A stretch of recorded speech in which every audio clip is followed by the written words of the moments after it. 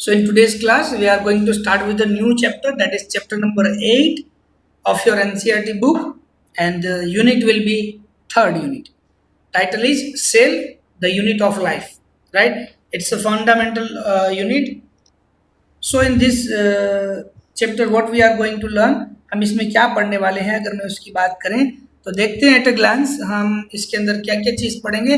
तो first thing that we are going to start with that is the cell theory. But before cell theory हम थोड़े से terms के बारे में बात करेंगे, थोड़ी टर्मिनोलॉजी भी सीखेंगे, right. Apart from that will come to know about the cell theory, क्या थी, किसने डिस्कवर की, and everything about the cell theory.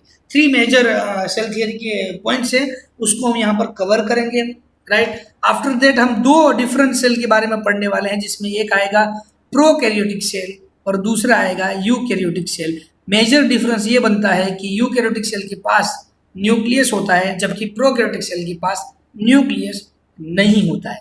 ठीक है. प्रोकैरियोटिक सेल के अंदर हम cell wall and its modification title लेंगे, cell wall and its modification पढ़ेंगे. Then we'll move toward the ribosomes and inclusion bodies. Ribosomes क्या होता है, how it works and what is inclusion bodies, right? इसके बारे में बात करेंगे. उसके बाद हम प्रोकैरियोटिक सेल के एक्सक्लूसिव जेनेटिक मटेरियल पे जाएंगे, क्योंकि एक सेल का जेनेटिक मटेरियल बहुत ही ज़्यादा इम्पोर्टेंट होता है, सेल को कंट्रोल करता है. बेसिक हम जानते हैं कि भाई एक genetic material that is DNA, right. हम उसको जेनेटिक मटेरियल क्यों कहते हैं, What is the characteristics to be a genetic material, इसके बारे में हम डिस्कस करेंगे. मतलब कि हम किसी को जेनेटिक मटेरियल कहते हैं तो उसके पीछे क्या इंपॉर्टेंस है, कौन से ऐसे कैरेक्टरिस्टिक है, क्यों हम उसको जेनेटिक मटेरियल कहते हैं, किसी और को भी क्यों नहीं कहते. जैसे कि फॉर एग्जांपल एक सेल के अंदर आपको डीएनए भी मिलेगा, आरएनए भी मिलेगा, प्रोटीन्स भी मिलेंगे, लिपिड्स भी मिलेंगे. बट मैं आपको कहूँ कि हम डीएनए को जेनेटिक मटेरियल कहते हैं, हम प्रोटीन को नहीं कहते, ना ही लिपिड को कहते हैं. सवाल उठता है कि क्यों, वाई हम जेनेटिक मटेरियल सिर्फ डीएनए को ही कहते हैं, इसके ऊपर भी हम डिस्कस करेंगे. Then will move toward the eukaryotic cell, right. जैसे कि मैंने बोला आपको दो सेल पढ़ने हैं, प्रोकैरियोटिक एंड यूकैरियोटिक, थरली पढ़ेंगे. यूकैरियोटिक सेल में हम थोड़ी सी अच्छी खासी डुबकी लगाएंगे, जिसमें मैं आपको सेल वॉल क्या होती है वो हम डिस्कस करेंगे, किससे बनी है वो, फंक्शन क्या है वो डिस्कस करेंगे. Then we'll move toward the cell membrane. Cell membrane में भी सेम, कहाँ प्रेजेंट होती है, क्या काम करती है, फंक्शन क्या है, हाउ इट विल डिस्कवर्ड, ये सारी चीज़ें. और उसमें बेसिक एक फ्लूइड मोज़ेक मॉडल जो है उसको पढ़ेंगे अच्छे से अंडरस्टैंडिंग के लिए. देन उसके बाद हम जाएंगे सेल ऑर्गेनल्स के ऊपर, जिसमें मैं आपको एंडोप्लाज्मिक रेटिकुलम के बारे में बताऊंगा. शॉर्ट में इसको ईआर कहते हैं, जो दो अलग अलग तरीके की होती है. एक होती है स्मूथ ईआर एंड एक होती है रफ ईआर, राइट. उसके बारे में डिस्कशन करेंगे. देन कम्स गोल्गी अपैरेटस या फिर गोल्जी बॉडी. फेमस साइंटिस्ट है कैमिलो गोल्जी, उसी के नाम पे गोल्जी नाम दिया गया है. क्या काम करती है, क्या इंपॉर्टेंस है, इसके बारे में डिस्कस करेंगे. सेल में अगर गोल्जी बॉडी प्रेजेंट नहीं होगी या हम रिमूव कर दें तो सेल सर्वाइव करेगा कि नहीं करेगा, ये सारी चीज़ें हम यहाँ पर डिस्कस करेंगे. उसके बाद हम जाएंगे lysosomes, that is the most important factor. यहाँ पर रहेगा लाइसोसोम, जिसको हम सुसाइडल बैग्स के नाम से जानते हैं, उसके बारे में डिस्कस करेंगे.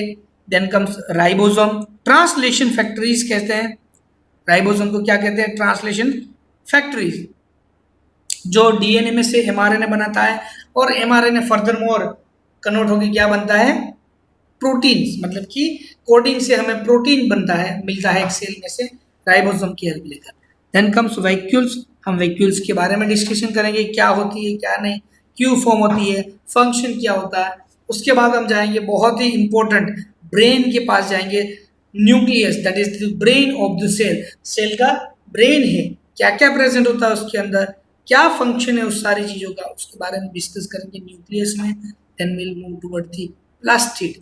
प्लास्टिड कहाँ पर प्रेजेंट होता है, क्या रोल है, what is the function and everything about the thing. ये चीज़ें हम इसके बारे में प्लास्टिड्स में डिस्कस करेंगे, राइट. देन हम मूव करेंगे माइटोकॉन्ड्रिया के ऊपर. Mitochondria power house of the cell कहते हैं, आपने पढ़ा होगा क्लास 8 और 9 में. ये सारी चीज़ें आप 9th क्लास में पढ़ चुके हैं, इवन 8th क्लास में भी पढ़ चुके हैं. So what is mitochondria, why it is known as power house, ये सारी चीज़ें हम यहाँ पर डिस्कशन करेंगे. And at the last one that is skeleton. Last में हम क्या डिस्कस करने वाले हैं? साइटोस्केलेटन। Is that clear? तो ये सारी चीजें, ये टॉपिक है जो हम डिस्कस करने वाले हैं। बेसिक हम थोड़ी टर्मिनोलॉजी आज देख लेते हैं, then will move toward the cell theory and then prokaryotic cell and eukaryotic cell. ये सारी चीजें हम पढ़ने वाले हैं, ठीक है। थोड़ी सी टर्मिनोलॉजी की मैं बात कर रहा था, तो यहाँ पर हम कुछ टर्म्स पढ़ने वाले हैं। सो टर्मिनोलॉजी में हर एक लिविंग सेल की बात करें तो all the living organisms are constitute of structural and functional unit and that is known as cell. So ये बेसिक डेफिनेशन हो गई कि भाई what is cell. So common अगर एक लाइन में मुझे बताना है तो मैं सिर्फ ऐसे बताऊंगा, cell is a structural and functional unit of life. क्या बताऊंगा? Cell is a structure and functional unit of life, basic building block है। आपने देखा होगा कि भाई जो बड़ी बड़ी बिल्डिंग्स बनती है उसमें ईंटों से बनते हैं या पत्थर से बनते हैं, पूरी वॉल दीवार जो होती है प्रिपेयर्ड नहीं आती है, राइट। धीरे धीरे हमें बनाना पड़ता है, ईंट बाय ईंट, एक एक ईंट रख के हमें क्या करना पड़ता है? बनाना पड़ता है। वो जो सिंगल ईंट है ना, उसको आप सेल कंसीडर करिए, ठीक है। नेक्स्ट, अब यहाँ टर्मिनोलॉजी से आ रही है कुछ। साइटोलॉजी, पहली टर्मिनोलॉजी आती है cytology. Cytology is the branch of biology that is going to study the forms and structure of the cells. मतलब कि एक सेल के बारे में कंप्लीटली पढ़ना है तो उसको हम साइटोलॉजी कहते हैं। Cytology is the study of form and structure of cells as well as their organelles with the help of microscope. यहां एक टर्म आया माइक्रोस्कोप। आप अवेयर हैं माइक्रोस्कोप क्या है? क्योंकि आप सबको पता है कि जो सेल होता है वो नेकेड आई से हम नहीं देख सकते, right. We are not able to see the cells with our naked eyes, so we have to use a specific type of instrument that is known as microscope, which is going to help us to view that cell, right। अब microscope अलग अलग चीजें आती है, right. Microscope की बात कर रहे हैं हम। So this days cytology has been replaced by this cell biology.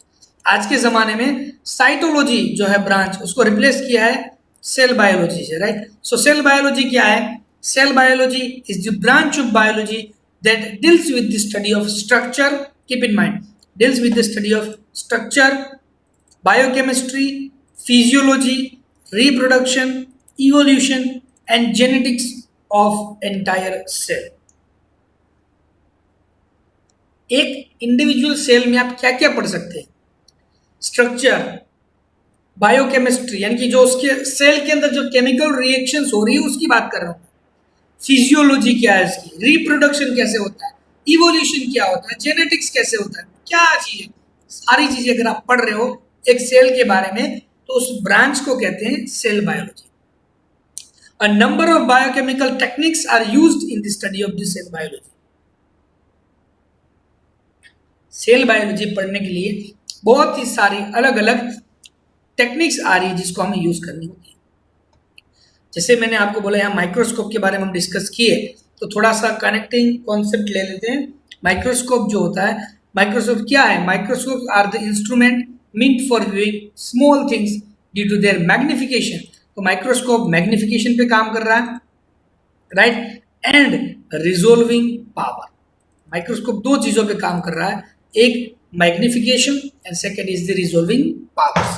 आपने क्लास 10th में माइक्रोस्कोप स्पेसिफिकली कंपाउंड और लाइट माइक्रोस्कोप आपने यूज किया होगा, जिसमें दो अलग अलग टाइप के नोब आते थे, जिसमें एक हमें फाइन एडजस्टमेंट करता था, राइट, और दूसरा जो है मैग्निफिकेशन और रिजोल्विंग पावर को मेंटेन करता था। दोनों नोब के बारे में आपने पढ़ा है। Resolving power is the ability to distinguish two closely placed objects as distinct। दो टर्म मैंने बोले कि माइक्रोस्कोप इंस्ट्रूमेंट किस पे काम करता है, एक मैग्निफिकेशन होता है, दूसरा क्या होता है? दूसरा होता है रिजोल्विंग पावर। अब मैग्निफिकेशन आप जानते हैं, magnification I don't need to explain you what is magnification. Zooming एक चीज को, राइट, आपको पता है मैग्नीफाइंग ग्लास भी आता है, आपके डाइसेक्शन बॉक्स में प्रेजेंट होता है, छोटा सा, चीजों को बड़ी करके दिखाता है। तो ये हो गया मैग्निफिकेशन। अगर हम रिजोल्विंग पावर्स की बात करें तो रिजोल्विंग पावर क्या होता है एक माइक्रोस्कोप का? That is the ability to distinguish और differ to closely placed object. As separate. मेरे पास दो ऑब्जेक्ट है, दो ऑब्जेक्ट एकदम नजदीक में रखे हैं। और जैसे यहां एग्जांपल लेते हैं ना, यहां पर एग्जांपल ले रहे हैं कि भाई आपने टर्मिनोलॉजी पढ़ी कि रिजोल्विंग पावर क्या होता है। इस टर्मिनोलॉजी में जैसे कि मैं बात करूं, स्टार्टिंग में आता है आर ई, रिजोल्विंग का स्पेलिंग शुरू होता है RESOLVING। तो ये सारे के सारे जो कैरेक्टर्स है ना बच्चों, ये कैरेक्टर्स सेपरेटली आपको दिख रहा है ना, आर अलग दिखता है, ई अलग दिखता है, एस अलग दिखता है। That is your resolving power. ये आपकी आइस का रिजोल्विंग पावर है कि वो हर एक लेटर को डिस्टिंग्विश करके सेपरेट एज ए डिस्टिंक्ट आपको दिखा रहा है। क्लियर? Resolving power. अब हमारी अगर आइस की बात करें तो उसका रिजोल्विंग पावर क्या होता है? Resolving power of naked eye is 100 micrometer. Note करिएगा, हमारी आई जो है, नेकेड आई से हम जो चीजें दिखते हैं उसका रिजोल्विंग पावर होता है 100 माइक्रोमीटर। एंड कंपाउंड माइक्रोस्कोप की अगर हम बात करें तो उसका रिजोल्विंग पावर कितना होता है? 0.25 टू 0.3 माइक्रोमीटर। बहुत ही बड़ा पावर हुआ। और अगर हम इसको इलेक्ट्रॉन माइक्रोस्कोप में ले जाएं तो इलेक्ट्रॉन माइक्रोस्कोप के पास जो पावर है दैट इज 2 एम्पियर। हमारी आंख से जो दिखता है वो 100 माइक्रोमीटर के बीच का डिफरेंस जो होता है वो दिख जाता है। कंपाउंड माइक्रोस्कोप से 0.25 या 0.3 माइक्रोमीटर का डिफरेंस जो होता है ना वो भी दिखता है। और उससे भी छोटा यूनिट 2 एंगस्ट्रॉन इलेक्ट्रॉन माइक्रोस्कोप से दिखता है। नीट का सवाल बनता है यहाँ से, राइट? ये हो गया नीट के लिए इंपॉर्टेंट चीज है। रिजोल्विंग पावर क्या होता है नेकेड आइज का, कंपाउंड माइक्रोस्कोप का या इलेक्ट्रॉन माइक्रोस्कोप का, राइट? क्लियर हो गया? बात करते हैं यहां पर कंपाउंड और लाइट माइक्रोस्कोप की। कंपाउंड और light microscope. So it consist of a reflector. क्या क्या होता है? एक होता है reflector, second will be objective lens and eye lens. आप सब ने एक कंपाउंड माइक्रोस्कोप देखा होगा, आपकी स्कूल में होता है। आपने 9th 10th में परमानेंट स्लाइड को ऑब्जर्व किया होगा माइक्रोस्कोप यूज करके, परमानेंट स्लाइड को ऑब्जर्व किया होगा, ठीक है? ओके, तो यहां पर द रिजोल्विंग पावर और it's resolving power depends upon the wavelength of light and numerical aperture of the objective lens. That is the numerical aperture. क्या होता है हम बात करते चलिए। मतलब कि अगर एक कंपाउंड माइक्रोस्कोप में हम रिजोल्विंग पावर की बात करें तो हमने पहले बात किया है कि भाई एक कंपाउंड माइक्रोस्कोप का रिजोल्विंग पावर कितना होता है? That is 0.25 to 0.3 micrometer. ये डिपेंड किसके ऊपर करता है? It's depends on the wavelength of light. याद रखिएगा, रिजोल्विंग पावर ऑफ कंपाउंड और light microscope depends on wavelength of light and numerical aperture of the object lens. Objective lens जो है उसका जो न्यूमेरिकल अपर्चर होता है उसके ऊपर भी डिपेंड करता है, right? Numerical aperture is multiple of refractive index of the medium, that is n, and sine of angle subtended by optical axis and outer ray covered by the objective, that is the sin theta। ये formula दिया है। सबसे पहले आपको ये समझना पड़ेगा कि भाई न्यूमेरिकल अपर्चर क्या होता है, राइट? न्यूमेरिकल अपर्चर की अगर हम बात करें तो ऑप्टिक्स की बात, क्योंकि यहाँ पर न्यूमेरिकल अपर्चर की बात करें तो वहां पर हम ऑब्जेक्टिव लेंस मतलब कि लेंस की बात करनी है। आपने फिजिक्स में लेंस पढ़ा होगा, right? So in optics the numerical aperture of an optical system is a dimensionless number that कैरेक्टराइजेस the range of the angles. किसकी बात कर रहे हैं यहाँ पर? एंगल्स की बात करें। समझ आ रहा है कि नहीं? So in simple the numerical aperture of an optical system is defined as the product of the refractive index of the beam from which the light input is received। आपको पता है ना, कंपाउंड माइक्रोस्कोप में एक नीचे light source mirror रखा होता है, राइट? वहां से पूरी रेज एक बीम के फॉर्म में आता है, right? So that will be the input, light input हुआ ना, right? Sine of the maximum ray angles जो मैंने अभी यहाँ पर आपको लिखा है, राइट? तो ये क्या हो गया? न्यूमेरिकल अपर्चर हो गया। फॉर्मूला भी यहां पर दिया है। अगर मैं इसको फॉर्मूला के रूप में लिखना चाहूं, फॉर्मूला के रूप में अगर मैं इसको लिखना चाहूं तो मैं कैसे लिखूंगा, how I will write as a formula. यहाँ पर न्यूमेरिकल अपर्चर को लिख देता, न्यूमेरिकल अपर्चर को एन ए लिखते हैं बच्चों, एन ए शॉर्ट में क्या लिखेंगे, न्यूमेरिकल अपर्चर को एन ए लिखेंगे। मैं यहाँ लिख के दे रहा हूँ N A is equal to, formula लिख रहा हूँ N multiply by sine theta. अब थीटा की वैल्यू जो है यहाँ पर 0 लिख देता हूँ, 0 को आप कंसिडर करिए साइन थीटा, क्योंकि मैंने यहाँ पर साइन लिया, और नीचे आएगा मैक्स, नीचे क्या आएगा मैक्स, कुछ इस तरीके से। आई होप कि आप समझ रहे हैं। Numerical aperture is equal to N into sine theta max, maximum लेना, ठीक है, right. So for the maximum incidence angle it is demanded that the light can get through the whole system and not only through an entrance aperture। Entry से light जाए ऐसा जरूरी नहीं, पूरा जाना चाहिए, लाइट पूरी जानी चाहिए, मतलब ये डिपेंड करता है रिफ्रैक्टिव इंडेक्स के ऊपर।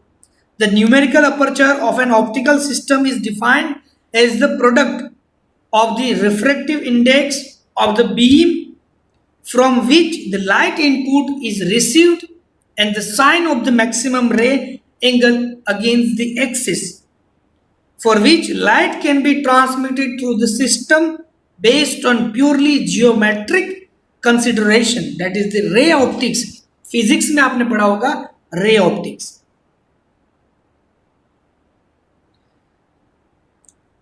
अब आप रिफ्रैक्टिव इंडेक्स में यहां पर बोला क्योंकि उसके ऊपर डिपेंड, आपको यह पता होना चाहिए रिफ्रैक्टिव इंडेक्स क्या है। सो रिफ्रैक्टिव इंडेक्स की बात करें हम, so the refractive index of a transparent optical medium that is also known as index of refraction. Refractive index का दूसरा नाम इंडेक्स ऑफ रिफ्रैक्शन क्या होता है, the factor that is the factor by which the phase velocity यानी कि VPH is decrease relative to the velocity of the light in vacuum. ये मैं यहां पर आपको लिख के दे रहा हूं। रिफ्रैक्टिव इंडेक्स की अगर हम बात करें तो as a definition refractive index क्या होती है, तो डेफिनेशन के हिसाब से मैंने आपको अभी बताया, लिख देता हूं यहां पर ताकि आपको जो है इजीली समझ में आ जाए, ठीक है। Refractive index is equal to, refractive index is equal to, refractive index is the factor by which the phase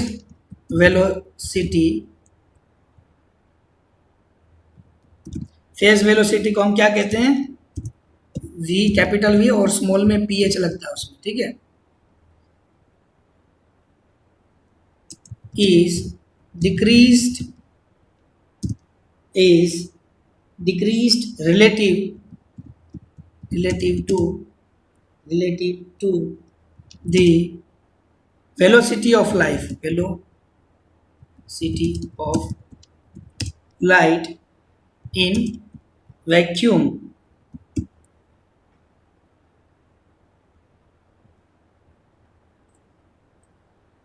clear definition. Refractive index क्या है, is the factor by which the phase velocity that is VPH is decreased relative to the velocity of light in vacuum। Formula यहां पर मैं आपको लिख के देता हूं, VPH, PH हम कैसे लिखेंगे, V के बिल्कुल नीचे एक छोटा सा PH ऐसे बनता है, VPH is equal to की साइन करेंगे हम C divide by n।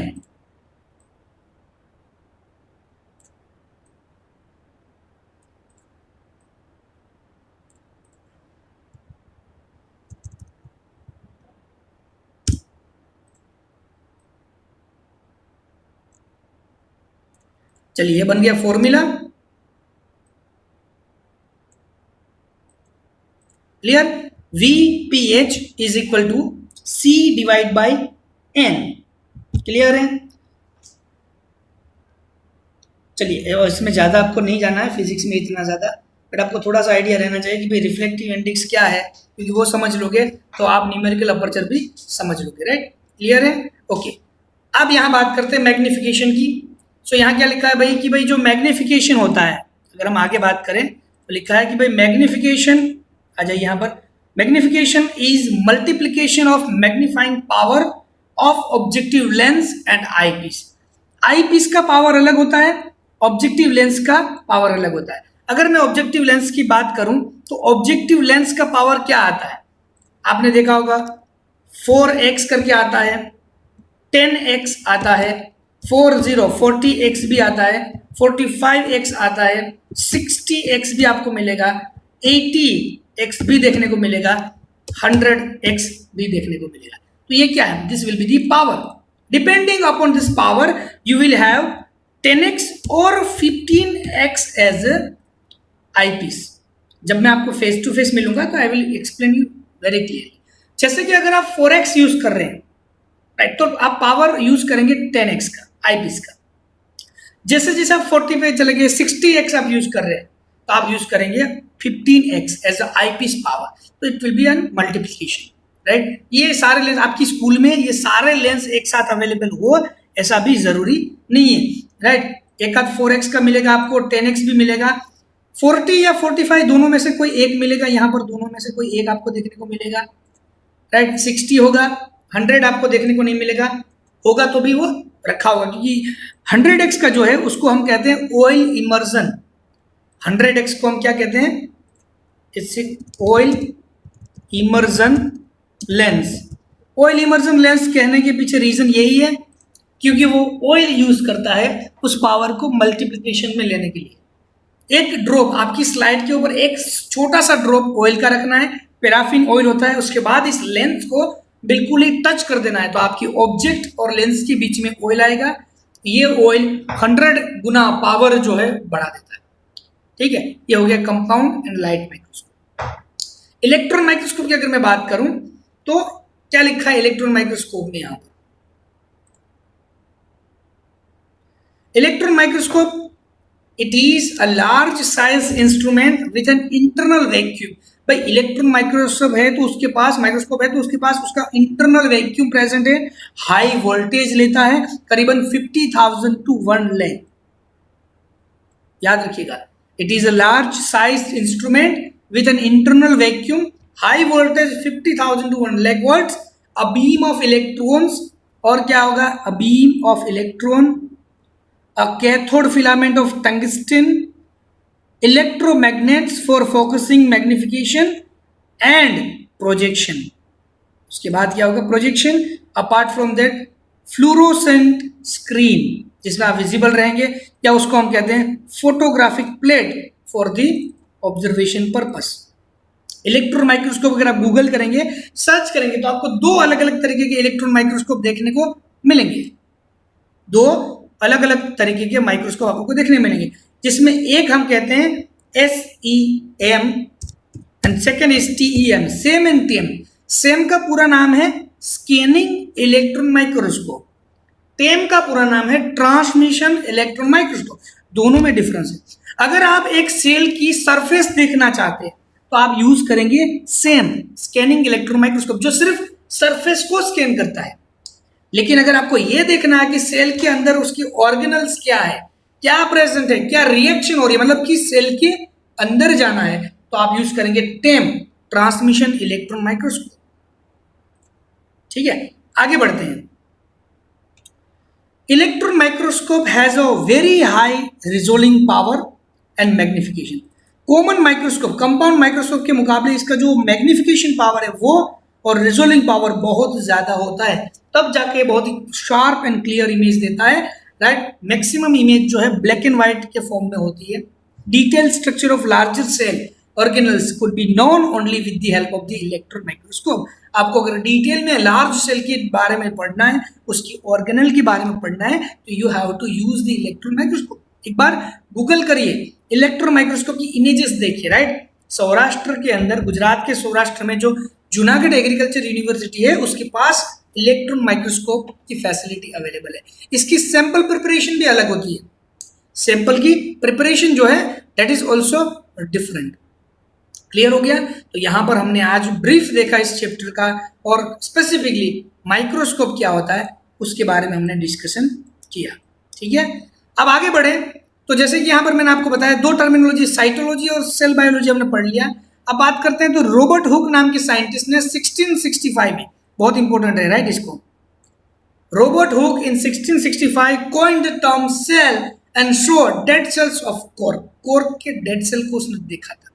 Some organisms are composed of a single cell that is known as unicellular organism, while others composed of many cells that is multi. ये आपने पढ़ा है, unicellular organism and multicellular. Word से पता चलना चाहिए, uni मतलब single, multi मतलब दो से ज्यादा, right. All life begins as a single cell. कोई भी लाइफ ले लो, अब ह्यूमन की लाइफ ले लो तो भी सिंगल सेल से शुरू होती है, that is the egg cell and sperm cell. जो फ्यूज होकर एक सिंगल सेल बनता है, जाइगोट कहते हैं। उस जाइगोट से पूरी लाइफ जो है शुरू होती है। तो that statement is most important, all life begins as a single cell. Cells are grouped into tissue into organ, and organs into organ system, resulting in the division of labor. जो हमने अभी अभी बात की, that is the level of organization. यहाँ एक word आया division of labor. तो in simple language division of labour का मतलब होता है सबने अपना अपना वर्क जो है वो बांट रखा है। आप मेरा काम करें, मैं आपका काम करूँ, कोई बीच में टांग नहीं अड़ेगा। हार्ट पंपिंग का काम करता है, लंग्स ब्रीदिंग का काम करता है, दोनों कभी अपना काम ना भूलेंगे, ना छोड़ेंगे, ना ही एक्सचेंज करेंगे। That is called division of labour. All cells interact and cooperate with the each other. अब सारे सेल्स इंटरेक्शन करेंगे, कोऑपरेट करेंगे एक दूसरे के साथ, and remain partially dependent on the each other. एक दूसरे के ऊपर डिपेंडेंट रहते हैं सेल्स, राइट। एक और साइंटिस्ट का नाम आ रहा है जिसको आप लुवेनहुक के नाम से जानते हैं, पूरा नाम है Anton one लुवेनहुक। Anthony van Leeuwenhoek. He first saw and described a live cell. सबसे पहले जिंदा सेल, लिविंग सेल किसने दिया बच्चों? एंटोनी वैन ल्यूवेनहुक ने। जबकि रॉबर्ट हुक ने 1665 में सेल टर्मिनोलॉजी कॉर्क सेल को देख के बता दी, डेड सेल देखे थे। तो डिस्कवरी सेल की रॉबर्ट हुक ने की थी, लेकिन डेड सेल देखा था। अगर आपको ऐसा पूछा, नीट में घुमाते हैं भाई फर्स्ट डिस्क्राइबर लाइव सेल्स, तो आंसर आ जाएगा एंटोनी वैन ल्यूवेनहुक। अब सेल तो डिस्कवर हो गया, अब बारी आई उसके न्यूक्लियस की। तो सबसे पहले जो न्यूक्लियस की डिस्कवरी की थी वो की थी हमारे रॉबर्ट ब्राउन ने। याद रखिएगा, Robert Hooke and Robert Brown मिलते जुलते नाम है।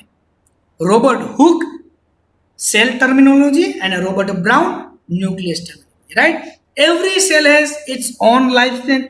हर एक इंडिविजुअल सेल के पास अपनी खुद की लाइफ स्पैन होती है, right. And the old or worn out cells are continuously replaced by the new cell. पुराने सेल्स अपने आप को किल करके नए सेल में बदलते रहते हैं, ये हम जानते हैं। So every cell has their own life. Clear है? तो हमने बेसिक इंट्रोडक्शन देखा, थोड़ी हिस्ट्री देखी, एंड माइक्रोस्कोप की थोड़ी फिजिकल टर्मिनोलॉजी, फिजिक्स वाली टर्मिनोलॉजी भी देखी, और पावर वगैरह चेक किया माइक्रोस्कोप का, राइट। और क्या पढ़ने वाले हैं वो हमने देखा। अब हम बेसिक हमारा मेजर टॉपिक पे जाएंगे, that is cell theory. Heading कर दीजिए, सेल थ्योरी का हेडिंग लगा दीजिए, and we are going to start this topic in our next class. तो अब से हमारी नेक्स्ट क्लास में हम क्या शुरू करने वाले हैं? Cell theory. Is that clear to everyone? बहुत ही इजी आसान टॉपिक है, बहुत ही इजी चैप्टर है, क्योंकि आप क्लास 8 में भी पढ़ चुके हैं, क्लास 9 में भी पढ़ चुके हैं। ठीक है, सो आज के लिए इतना ही काफ़ी है।